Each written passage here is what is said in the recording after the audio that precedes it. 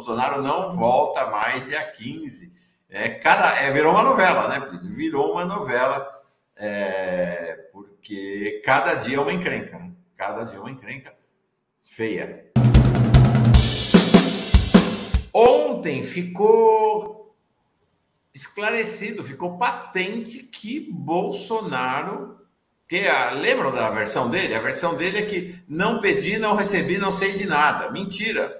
Ontem ficou patente que é uma mentira. O Estadão trouxe um documento que comprova que o Bolsonaro recebeu, conferiu e se apropriou das joias daquele segundo pacote legal. Nós temos o pacote dos 16 milhões e meio e tem um segundo pacote de 400 mil reais. Ele meteu na mão grande, passou a mão nessas joias que não foram incorporadas ao acervo da presidência, ao acervo público. Tá aqui, ó. Esse aqui é o ofício que veio a público ontem. Ofício não, é o documento, formulário de recebimento de presentes para o presidente da República, não para a presidência da República. Então tá lá. Na caixa tem esse conteúdo aqui, uma baixa Rosé Gold da Chopard, então tudo da Chopard, que é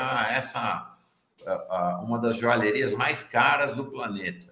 Um relógio com pulseira em couro, um par de abotoaduras, uma caneta Rose Gold e um anel. Então não são os brilhantes lá, não são os diamantes não. É outro pacote. E tá lá, ó, visualizado pelo presidente. Sim, ou seja, Bolsonaro recebeu e embolsou esse segundo pacote. Na cara dura, né, mano? Na cara dura. É brincadeira isso. Eu queria ver essa cena, viu? Ele olhando, conferindo lá. Bem coisa de gangster, né? Ah, isso aqui, beleza, já vi. Coloca no bolso e ó. Muito coisa de gangster. É isso aí. E aí, é o seguinte. Olha aí. Esse é um homônimo que realmente dureza de carregar. Bom, mas também os Jaires do Brasil carregam esse outro homônimo pior ainda. Mas está aí, vocês estão vendo ao lado do Bolsonaro, o coronel Mauro Cid, que era o principal ajudante de ordens dele, né, chapa de Bolsonaro, o grande braço direito do Bolsonaro ao longo do seu governo. Ali nessa cena, muito provavelmente, o Bolsonaro está dizendo: deixa joias lá no meu quarto, deixa joias e o relógio lá no meu quarto, né? Então, o Mauro Cid está dizendo para os aliados do Bolsonaro, segundo essa reportagem do G1, de que esse pacote que a gente fez referência foi catalogado. Nós vimos um documento aqui mostrando exatamente que ele foi catalogado e lá Bolsonaro embolsou, levou. Foi com a mudança do Bolsonaro. Isso foi levado da presidência da República, foi roubado da presidência da República. Esse caso vai se agravar. Tá aqui, ó. Agora sobre o outro pacote, né? O pacote dos 16 milhões e meio. Está ficando patente, está se revelando cada dia mais que o Bolsonaro deu ordem direta ao coronel, ao seu ajudante de ordens, o agora tenente-coronel Mauro Cid, todo risadinho ali, todo feliz, tão feliz, né? Muita grana, né? Muita grana. Deu ordem direta para ele liberar as joias e ele pretendia ficar com as peças de diamantes. Não sou eu nem o Plínio que está dizendo, não. Quem está dizendo isso é o próprio coronel Mauro Cid nos bastidores. Será que ele vai dizer isso durante o processo? Porque ele vai ser chamado a depor, né? Vamos ver se ele vai confirmar isso em juízo ou não. O pessoal lembrando aqui no chat, ó, para os trouxas ele usa relógio Cássio e caneta Bic, né? E caneta Bic, mas esses presentinhos ele não mostra em público não, viu? Não mostra não. É isso aí, olha. Olha que interessante essa outra revelação do Globo. Porque não foram só aquelas joias, né? As famosas joias, os diamantes que ele recebeu, né? Foram outras também, né? Teve outros presentes, teve caneta, teve relógio e tudo. Nesse pacote dos 16 milhões e meio, né, vamos lembrar, 2 pacotes. Um menorzinho, coitadinho, 400 mil, outro 16 milhões e meio. As joias não eram o único componente desse pacote. Tinha outros presentes. Olha que interessante.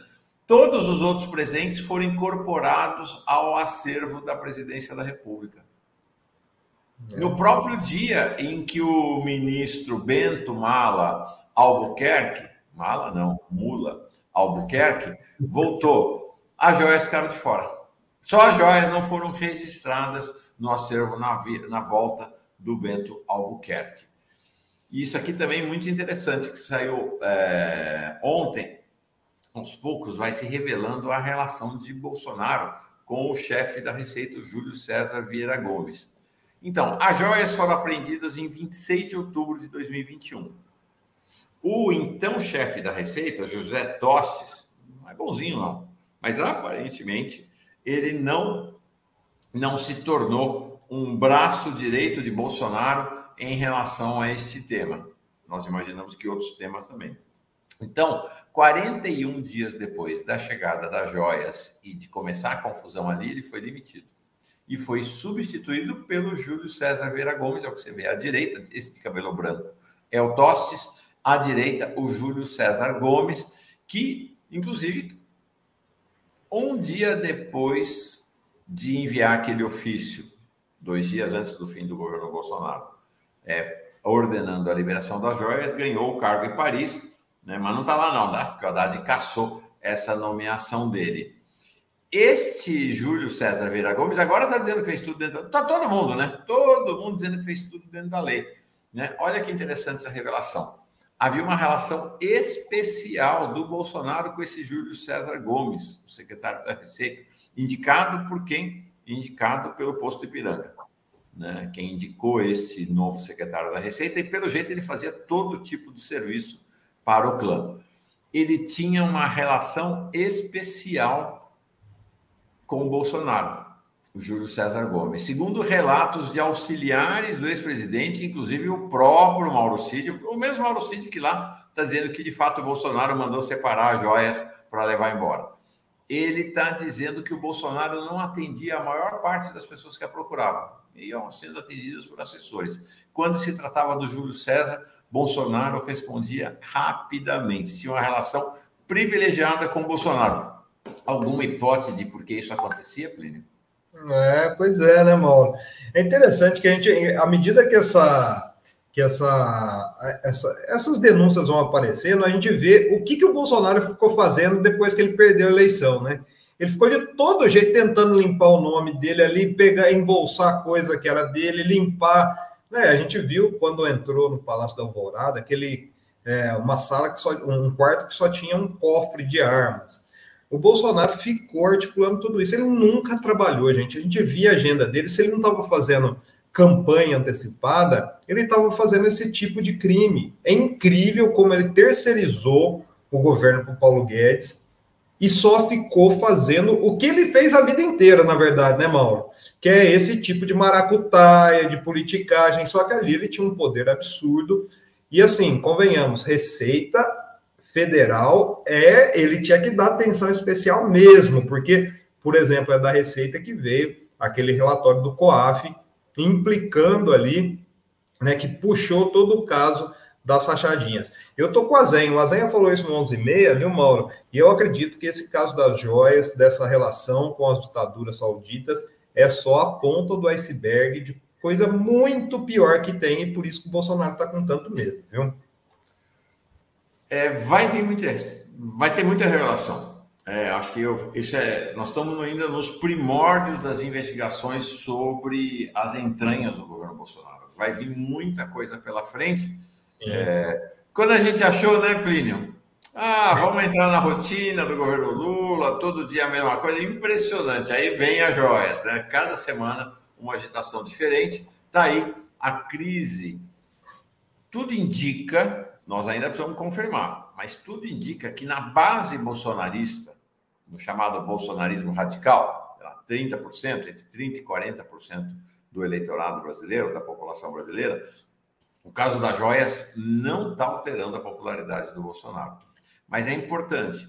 Está desgastando profundamente a condição do Bolsonaro e da Michelle na superestrutura política do país. Então, assim, vocês veem, ninguém defende o Bolsonaro. Onde está o Valdemar Costa Neto, que toda hora estava defendendo o Bolsonaro? Sumiu. Ninguém abre a boca para defender o Bolsonaro. A situação de isolamento deles é a maior desde sempre. Desde sempre. Tanto que a posse da Michelle no PL Mulheres era para ter sido ontem. A ideia era, não, a posse da Michelle no PL Mulheres, Dia Internacional da Mulher, a mulher brasileira. Eu cheguei a mostrar até um vídeo dela com a Damares aqui falando que ia ser no Dia Internacional, porque a mulher na política, blá, blá, blá, blá, blá, foi adiado para o final do mês, se é que haverá. A mesma coisa com as viagens dela pelo país. Ela ia sair por aí, país adentro, em função do PL Mulheres. Está adiada essa viagem sem data. Então, situação de desgaste profundo, tanto para ela quanto para Bolsonaro. E daí, mais uma repercussão.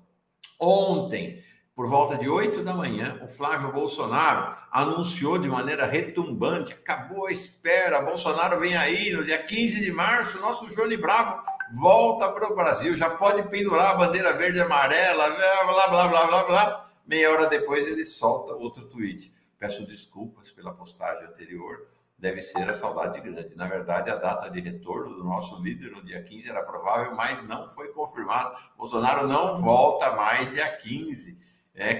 Virou uma novela, né? Virou uma novela, porque cada dia é uma encrenca, né? Cada dia é uma encrenca feia.